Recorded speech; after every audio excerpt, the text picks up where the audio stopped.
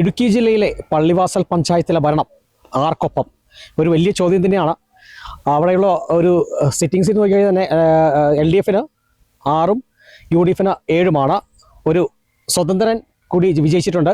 പോയ തവണ 21 വോട്ട് നേടി, പക്ഷേ ഇത്തവണ 22 വോട്ട് നേടി ജയിച്ചു. അപ്പോൾ എന്താണ് പേര്? വർഗീസ് കാവുങ്കൽ. ഇത്തവണ 22 വോട്ട് നേടി ജയിച്ചു. 22 വോട്ട് ഭൂരിപക്ഷം കിട്ടി. ഇത്തവണ ഈ പള്ളിവാസൽ പഞ്ചായത്തിലെ ഭരണം ആർക്കൊപ്പം എന്നുള്ള ഒരു ചോദ്യങ്ങളൊക്കെ ഉയരുന്നുണ്ട്. അപ്പോൾ പലരും പറയുന്നുണ്ട് വർഗീസ് കാവ് LDFനൊപ്പം ചേരുമെന്ന്. അങ്ങനെയാണോ? അത് എൻ്റെ മാതൃസംഘടന LDF ആണ്. ആ LDFനൊപ്പമാണ് എൻ്റെ കൂറ് എപ്പോഴും. എന്നോടൊപ്പം പ്രവർത്തിച്ചവരും അവരുടെ താല്പര്യവും അതുതന്നെയാണ്. അതുകൊണ്ട് അവരെല്ലാം ആഗ്രഹവും അനുഗ്രഹവും ആവശ്യവും LDFനോടൊപ്പം ചേരുക എന്നുള്ളതാണ്. അതിൽ നിന്ന് മാറ്റമൊന്നുമില്ല. പ്രലോഭനങ്ങൾക്ക് ഞാൻ വഴങ്ങില്ല. നിലവിൽ 2ാം തവണ സ്വതന്ത്രരായ സ്ഥാനാർത്ഥിയായി വിജയിച്ചു. 9 തോറ്റു. ഇപ്പോൾ 1 വോട്ട് നേടി വിജയിച്ചു. ആ 1 വോട്ട് വലിയ നിർണായകം തന്നെയായിരുന്നു അല്ലേ? 1 വോട്ടല്ല, 22 വോട്ടാണ്. കഴിഞ്ഞ പ്രാവശ്യം തോറ്റതിനേക്കാൾ 1 വോട്ടോട് കൂടുതൽ പിടിച്ച് 22 വോട്ടിന് വിജയിച്ചു. 21 വോട്ടിന് കഴിഞ്ഞ പ്രാവശ്യം തോറ്റുപോയി. വളരെ സന്തോഷമുണ്ട്. എന്നെ ജനങ്ങൾ അംഗീകരിച്ചതിലും എന്നെ ജനങ്ങൾ സ്വീകരിച്ചതിലും. സ്വതന്ത്രനാണെങ്കിൽ പോലും എന്നെ അവർ അംഗീകരിച്ചു. ഇവിടുത്തെ വോട്ടേഴ്സ് ഈ വാർഡിൻ്റെ ഒത്തിരി പ്രശ്നങ്ങളുണ്ട്. കാർഷിക മേഖല, നടപ്പാത, വീട്, ഇങ്ങനെയൊക്കെയുള്ള പ്രശ്നങ്ങളുണ്ട്.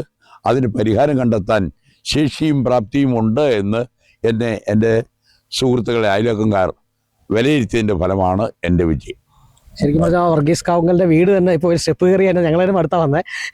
അപ്പോൾ അങ്ങനെയുള്ള നടപ്പാതകൾക്ക് ഫണ്ടില്ല എന്നാണ് മുൻ മെമ്പർ പറഞ്ഞുകൊണ്ടിരുന്നത്.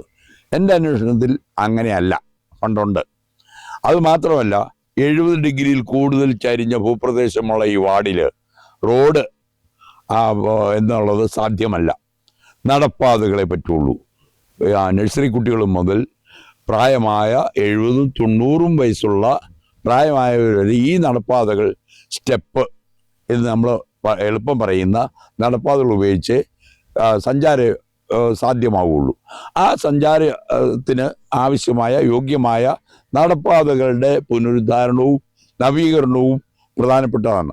മറ്റൊന്ന്, ഇവിടെ ഈ വാർഡിൽ ഏറ്റവും ദുർലഭമായിട്ടുള്ള കുടിവെള്ളമാണ്. ഇപ്പോൾ വേനൽ ആരംഭിച്ചിരിക്കുന്നു. ഈ കുടിവെള്ളം ഇവർക്ക് സുഖമായി ലഭ്യമാക്കാൻ കഴിയുന്നത് ഞാൻ പഞ്ചായത്തിൻ്റെയും മറ്റുള്ള അനുബന്ധ സംവിധാനങ്ങളുടെയും സഹായത്തോടെ അത് ഓഫർ ചെയ്തിട്ടുണ്ട്. അത് ആവശ്യമാണ്. ഓഫർ മാത്രമല്ല, എൻ്റെ കടമയാണ്, ആവശ്യമാണ്. അത് ഞാൻ നിറവേറ്റാൻ പരമാവധി എന്ന് പറഞ്ഞാൽ പരമാവധി 101% ശ്രമിക്കും. എന്താണ് ആദ്യഘട്ടത്തിൽ ഇവിടെ ചെയ്യാൻ ആഗ്രഹിക്കുന്നത്? ആദ്യഘട്ടത്തിൽ കുടിവെള്ള പ്രശ്നം പരിഹരിക്കുക എന്നുള്ളത് തന്നെയാണ്. വേനലെടുത്തു, വെള്ളത്തിന് ഇപ്പം തന്നെ ബുദ്ധിമുട്ടാണ്. അതുകൊണ്ട് പ്രധാനവുമായിട്ട് കുടിവെള്ള പ്രശ്നം പരിഹരിക്കുക എന്നുള്ളതാണ് ആദ്യത്തെ ഉദ്യമം. അതിനുവേണ്ട നടപടികൾ സ്വീകരിക്കും. വലിയ സന്തോഷമാണ് ചേച്ചിയല്ലേ? വളരെ സന്തോഷം, വളരെ സന്തോഷം. എന്നെ എൻ്റെ അയൽക്കാർ അംഗീകരിച്ചതിലാണ് എനിക്ക് ഏറ്റവും വലിയ സന്തോഷം. പിന്നെ ഏറ്റവും വലിയൊരു പ്രതിസന്ധി അവരിൽ അർപ്പിച്ചിരിക്കുന്ന ആ മോഹന സ്വപ്നങ്ങൾ വേറൊന്നുമല്ല, കുടിവെള്ളം, നടപ്പാത, പാർപ്പിടങ്ങൾ. ഇത് നിറവേറ്റി കൊടുക്കാൻ എനിക്ക് എങ്ങനെ കഴിയും എന്നുള്ളൊരു ആശങ്കയുണ്ടെങ്കിൽ പോലും ഞാനത് പരമാവധി ശ്രമിക്കുകയും അതിനുവേണ്ടി പ്രവർത്തിക്കുകയും ചെയ്യും. അവരോടൊപ്പം ഉണ്ടാവും എന്നെന്നും എന്നേ എനിക്ക് ആ കാര്യത്തിൽ പറയാനുള്ളൂ. ഈ സോഷ്യൽ മാധ്യമങ്ങൾ വഴി മോളുടെ ഒരു വലിയൊരു പ്രചാരണം ഉണ്ടായിരുന്നു. അപ്പന് വേണ്ടി വോട്ട് തേടി. എങ്ങനെ കാണുന്നു അതെല്ലാം? അതെല്ലാം പോസിറ്റീവായിട്ട് തന്നെ കാണുന്നു. എൻ്റെ മകളാണല്ലോ, അവൾക്കുള്ള സ്വാധീനം അവൾ ഉപയോഗിച്ചു, അല്ലെങ്കിൽ സൗകര്യം അവൾ ഉപയോഗിച്ചു. എന്ന് വെച്ചാൽ എനിക്ക് എൻ്റെ കുടുംബം മുതൽ എൻ്റെ അയൽക്കാർ മുതൽ ഈ വാർഡ് മൊത്തം സപ്പോർട്ടാണെന്നുള്ളതിൻ്റെ നിദർശനമാണ് ആ ഒരു വ്യക്തി. അതിൽ അഭിമാനം കൊള്ളുന്നു, സന്തോഷമുണ്ട്. ഏതായാലും വലിയ സന്തോഷത്തിലാണ് വർഗീസ് കാവുങ്കലുള്ളത്.